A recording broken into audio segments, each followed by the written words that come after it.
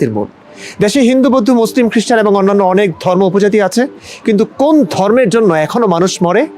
ইসলাম ধর্মের জন্য। কোন ধর্মের সমালোচনা করলে মানুষের কল্লা কাটা হয়? ইসলাম ধর্মের সমালোচনা করলে। কোন ধর্ম অন্যান্য ধর্মাবলম্বীর উপর চাপিয়ে দেওয়া হয়? ইসলাম ধর্ম। কোন ধর্মের অবতারকে নিয়ে সত্য কথা বললেও কটূক্তি হয় এবং সেই কটূক্তির কারণে কটূক্তিকারীর বাড়িসহ আশেপাশের নিরীহ নিরপরাধ মানুষের বাড়ি ঘরও ভাঙচুর করা হয় বলুন তো? ইসলাম ধর্মের নবীকে নিয়ে বললে। কোন ধর্মের জন্য অন্যান্য ধর্মাবলম্বীরা নিরাপদ নয়? ইসলাম ধর্মের জন্য। দেখুন, আমি অন্য কোনো ধর্মে বিশ্বাসী নই, কিন্তু তাদের বিরুদ্ধেও নই, শুধুমাত্র ইসলামের বিরুদ্ধে।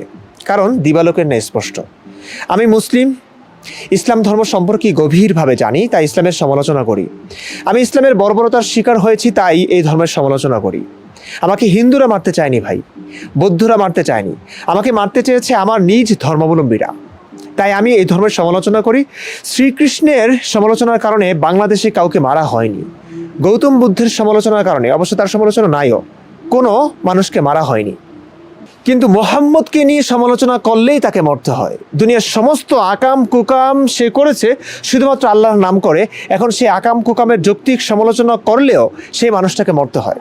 তিনি যে ভুলভাল হাজার কথা বলেছেন, স্ববিরোধী হাজার কথা বলেছেন, সেই সব কেউ পড়াশোনা করে বুঝে ফেললো, তাতেই তাকে মরতে হচ্ছে। কেন?